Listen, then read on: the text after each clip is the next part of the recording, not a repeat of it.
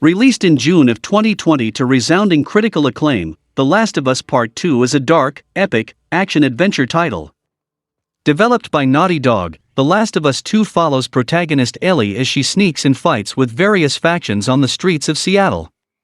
An ambitious title much longer than anything Naughty Dog had produced before it, The Last of Us 2 originally launched without a multiplayer mode.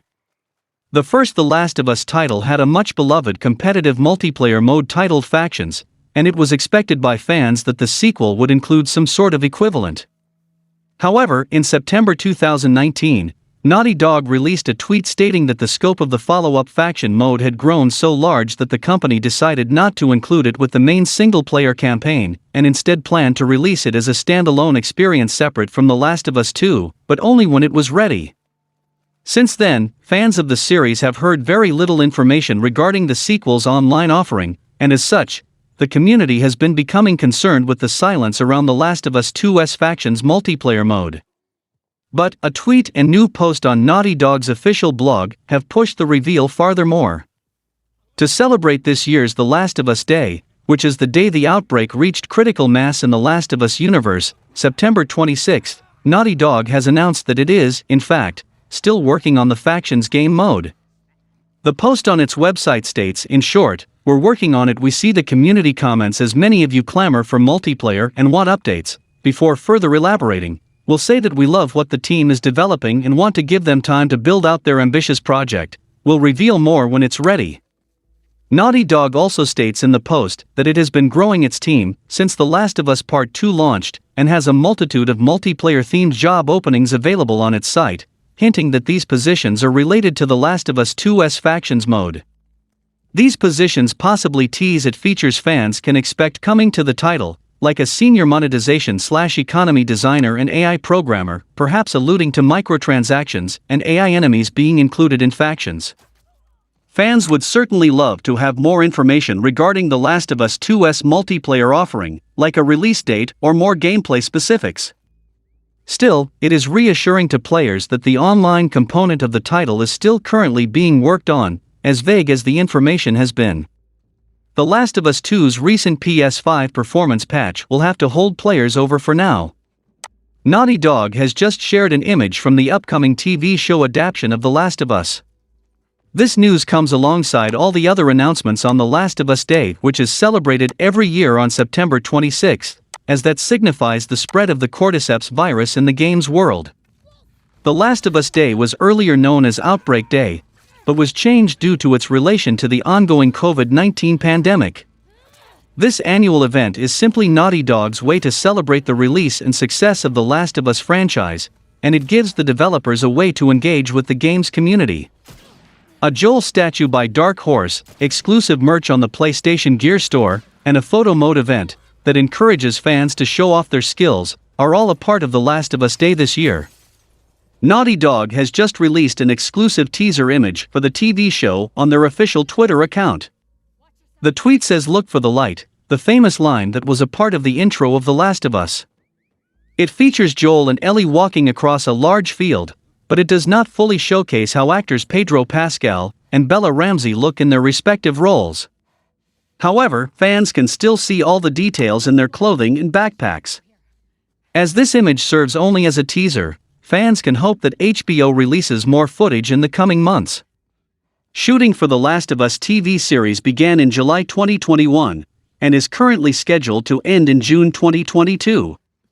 It was earlier confirmed that the story of this live adaptation will have some differences from The Last of Us video game, although it will be fair to expect major plot points to be faithfully recreated. As a part of The Last of Us Day, Naughty Dog had also posted a message on its official website that aims to reassure fans of the Factions game mode from The Last of Us. It states that this multiplayer project is extremely ambitious, and more information will be shared when it's ready. It looks like Naughty Dog has its hands full with this franchise, as it is rumored that a remake of The Last of Us is also in the works. Regardless of whether one is eagerly anticipating the TV show, or is itching to get into a multiplayer match, fans of this series will have plenty to look forward to in the coming years. Naughty Dog is said to be restructuring the studio after the release of The Last of Us, and despite the HBO show is coming, their main should be the gamers. We made them great, I am a fan and they are one of the world's best. Faction should be their priority, and I hope the wait will be worth it. Speaking of Naughty Dog, as it continues working on multiple projects, a recent tweet from one of its animators gets people talking. It seems that Naughty Dog is rather busy with new projects at the moment. With the studio working on the upcoming Last of Us 2 multiplayer, and word on the street that a new Uncharted is likely to be inevitable, the California-based team is still showing the world its prowess in excellent gameplay with exemplary story writing. On top of that, a recent tweet from the company's senior cinematic animator hints at the fact that something is currently being worked on, and it's getting the fan base all riled up. Posting to Twitter a few days ago, Marianne Hayden of Naughty Dog is seen on a motion capture set, not only alongside actor and stuntman Mark Musashi, but also sporting a The Last of Us 2 t-shirt. There is not much else that can be gleaned from the image, but Hayden does say that it's nice to be back on the stage, which suggests that the studio is hard at work on its next project, whatever that may be. Naturally, many have replied to the tweet, wondering what it is Hayden and Naughty Dog are working on. Some have speculated that it could be related to The Last of Us 3, which currently has a plot, but may not be in development yet. While it would be nice to know that TLOU 3 is what's being worked on right now, it's likely the next installment in the bleak, apocalyptic series is probably a long way off from being developed, especially with what the studio is currently busy doing. Recently, it was announced that Naughty Dog is working on multiple AAA titles, after several job listings were posted online. It's entirely possible that a new Uncharted game could be what's currently in the pipeline, but Hayden is not giving anything away at this point, it seems. Even the inclusion of Musashi in the photo doesn't give any hints, given that he has been the stuntman on both The Last of Us and Uncharted games, so his presence in the tweet doesn't help to narrow things down. It could be a new installment in one of its most critically acclaimed series, or it could be a brand new IP altogether. Whatever the case, Hayden's tweet has certainly got people talking.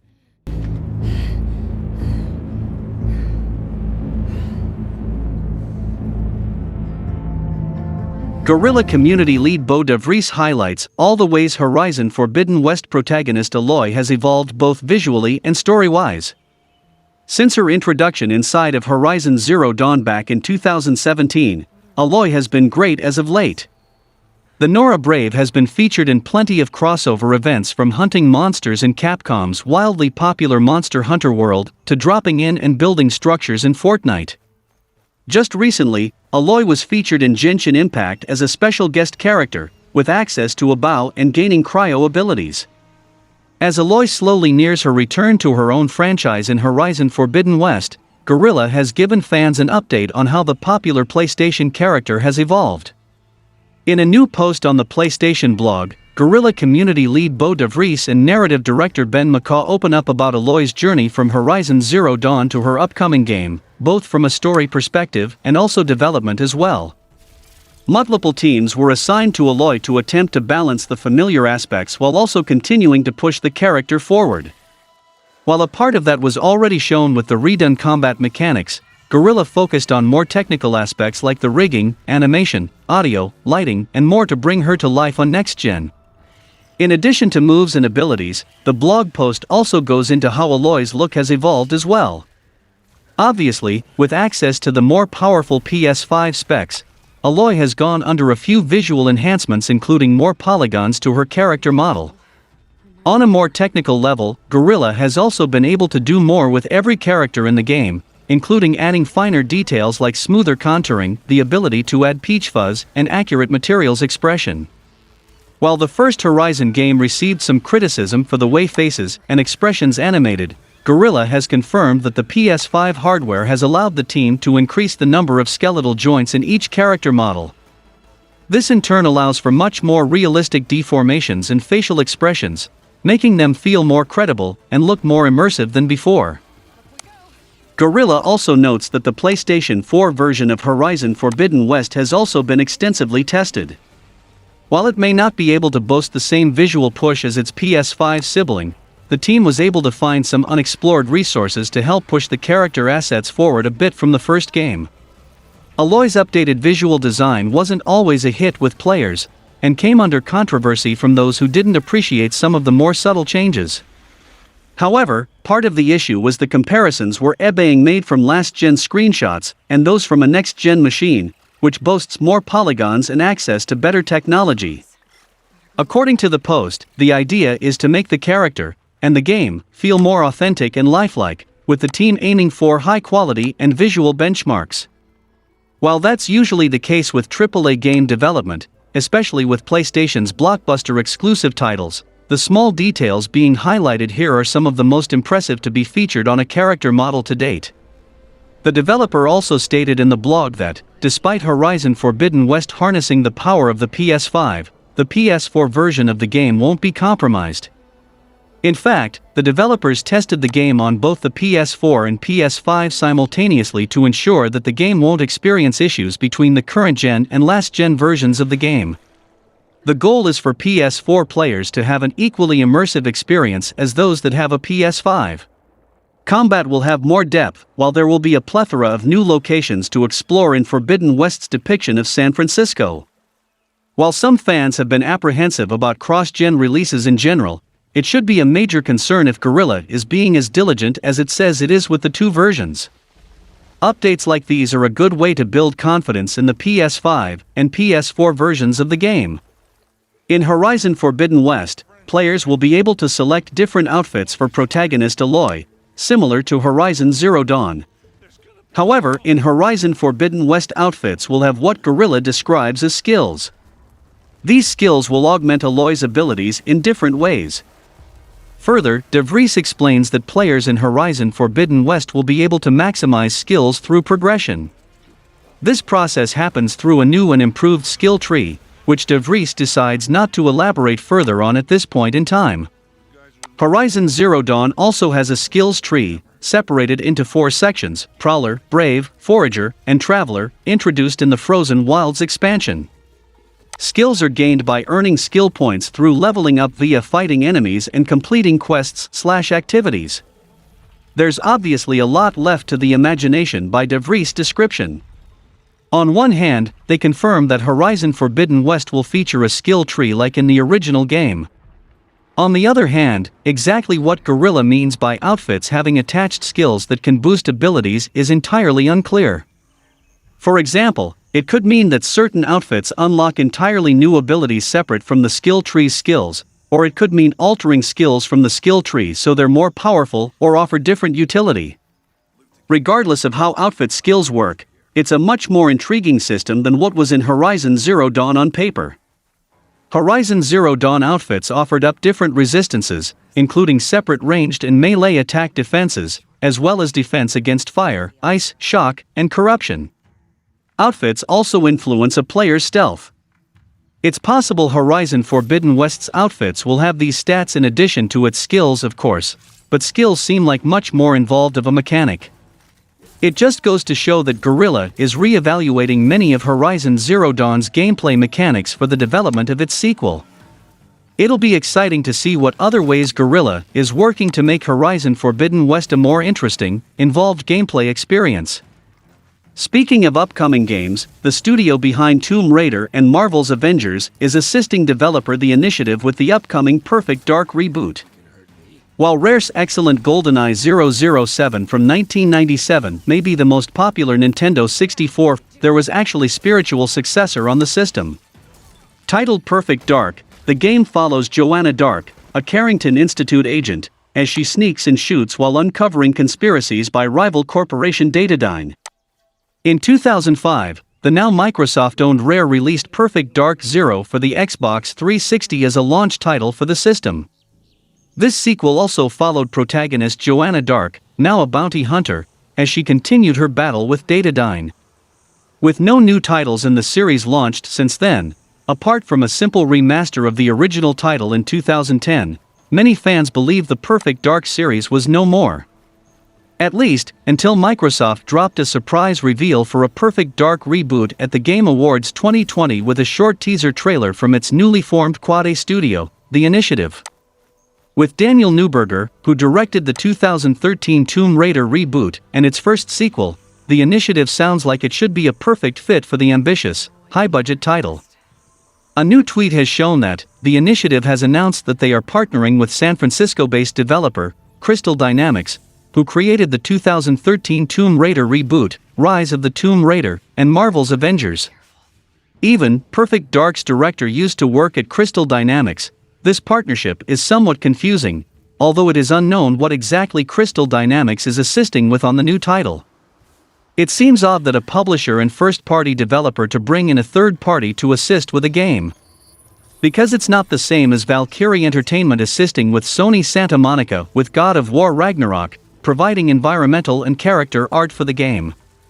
Every AAA game gets assistance from support studios, and within the PlayStation Studios family, we know developers within different studios interact with each other, sharing technology and ideas.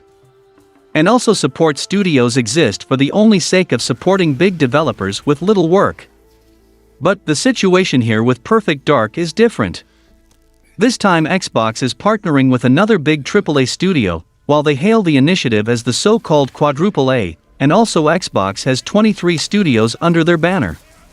The initiative has only 60 employees, and I don't understand why their quote states that will be small and agile.